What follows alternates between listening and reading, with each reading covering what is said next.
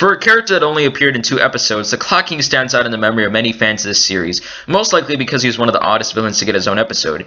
Seeing as how he's a relatively obscure character in the comics and that the creators of this episode made changes to him, it makes sense to provide background on the Clock King at the beginning. The Clock King is an efficiency expert appropriately named Temple Fugit, who is tightly wound and runs his day with an extremely precise schedule. A $20 million lawsuit was put against his company, so he had to win an appeal. With the best of intentions, Mayor Hill, back when he was just a lawyer, tells Fugit that he should loosen up and run without a schedule for a day so he would not look so suspicious in court. Fugit takes Hill's advice and goes to the park for his coffee break at 3:15 rather than his usual 3 o'clock as per Hill's advice. At the park, Fugit is the victim of an incredible amount of bad luck when his court papers are sent flying, causing him to be late to the court hearing and lose the appeal, which ruins his company. Fugit snaps as the audience can see by his insane scream directly at the camera after the final straw when the judge tells him that he should be on time for a change. The episode then cuts to 7 years later where Mayor Hill is campaigning for re-election and Fugit puts into effect his plan for revenge on Hill, who he irrationally blames for being late to court on that fateful day. This is where Batman enters the story, and unlike other episodes that explain the villain's origin, the story mostly follows Batman's perspective, which is good because Batman is as caught off guard as the audience with Fugit's motif. I really like the moment during their first encounter when Fugit tells him that the 9:15 train always runs 6 minutes early and surprises Batman by jumping off the building to land on the top of the train right on time. This episode was really creative with how dangerous a person could be if they kept a precise track of time for many things, not the least of which how much time it takes Batman to throw a punch.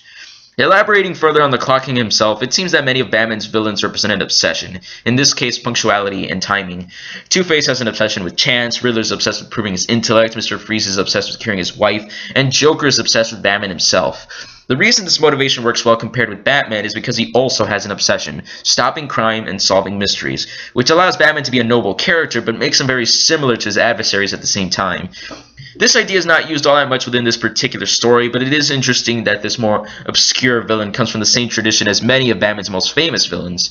Anyways, Fugit does much to humiliate Mayor Hill, including embarrassing graffiti on his re-election posters, but more seriously causing 2 trains in the opening for the city's first automated subway system to crash. Batman, with a good amount of assistance from Alfred, uses detective work to track down Fugit and figure out how he commits his crimes. Speaking of Alfred, as per usual, he gets some of the funnier moments of the episode, such as when Batman tells him to wait in an alley, and Alfred sarcastically retorts by saying it's one of the finest alleys in Gotham City, while staring at a rat in front of him. However, Alfred does almost half the detective work in this episode, which is a major plus. The moment that really sells Batman and Alfred as partners is when Alfred finds that a small blackout was used to disable the locks of Gotham Bank, and Batman specifically says the time locks, and both at the same time say, Fugit. It's always cool to see when 2 intelligent characters can keep up with each other, and it's what makes Alfred such a great supporting character. This scene leads to Batman investigating the bank, which turns out to be a trap to be locked inside the bank vault with no oxygen and a pressure-sensitive bomb which will explode anyway in minutes. It also impresses the viewer that such a minor villain can make such a lethal death trap for someone as competent as Batman. What's even more impressive, however, is Batman's ingenuity when he figures out a way to blow the vault by using the filling of a tape recorder the Clock King left behind to explain Batman's trap, and devising a makeshift pulley system to get the bomb close enough to the vault without touching it. The intensity, of course, is high because Batman has only a certain amount of time to get out before it runs out of oxygen. Predictably, Batman pulls himself together enough to shoot a batarang at the bomb, but in this instance, Batman's escape felt earned. Even though I often forget about this, Batman the Animated Series puts plenty of focus on how much of a great escape artist Batman is, especially in the episodes Zatanna and Riddler's Reform. By the end, a good chunk of this episode is composed of action sequences, but that's fine, because it's well handled, and there's plenty of great characterization. The final battle is fittingly in the clock tower, now that Fugit has managed to kidnap Mayor Hill. The first time watching this, I had no idea that the specific time that Hill told Fugit to take his coffee break was a setup that would be paid off at the end when Fugit ties Mayor Hill to the clock, whose hands will come together at that precise time and crush Hill, in another pretty ingenious death trap. I remember watching this one on TV probably during Toonami a long time ago, before getting the first box set of the series. I just caught it on while it was during the final battle. And I remember thinking it was so moody with the lightning and the fight inside the cogs of the clock tower.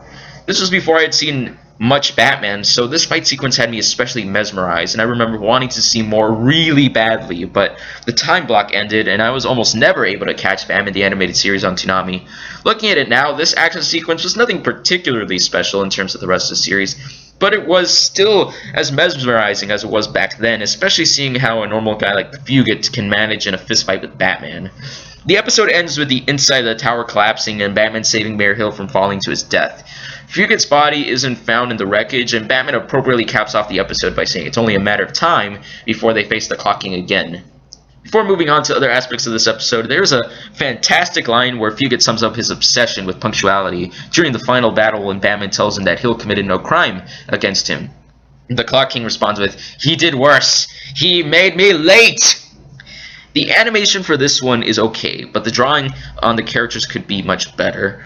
Batman himself best exemplifies this, because when he's in motion, it's consistent, but he has strange expressions here and there. I do really like the Clock King's design, especially with how simple it is. He looks almost exactly the same in the scene 7 years ago, but he has the right touch of supervillain with the glasses that have clock hands.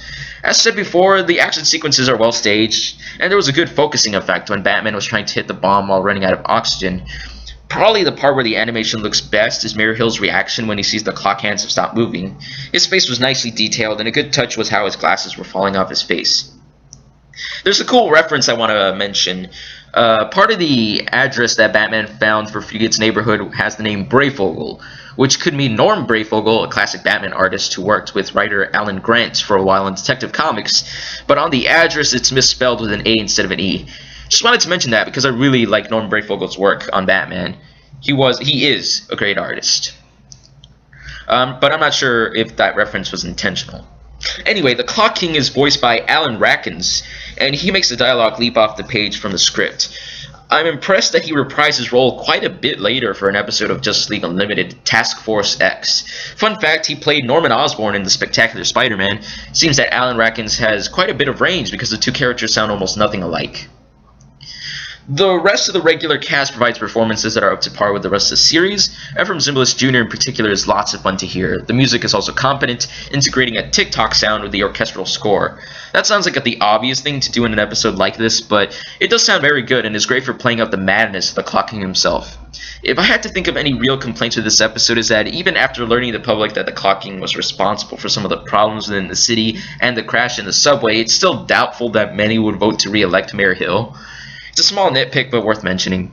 That being said, The Clock King is an extremely solid episode. If you're watching Batman the Animated Series for the first time, this episode doesn't need to be at the top of your list of episodes to watch, but if you're planning on marathoning through a bunch of episodes, then this would be wise to include. This episode gives us a unique and well-realized villain, so I rate The Clock King a 4 out of 5, though a very enthusiastic 4, just not quite enough for 4.5, because it was very good, but it lacked.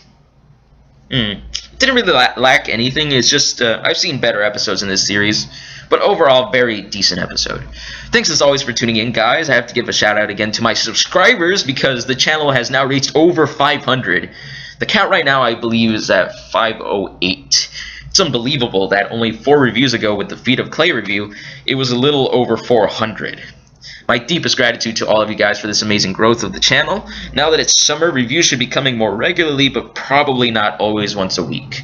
So next review is for a personal favorite of mine, Appointment in Crime Alley. Hope to see you guys there. And I'm going to try to finish this last disc of the first box set as quickly as possible. Thanks for your time, and have a nice day.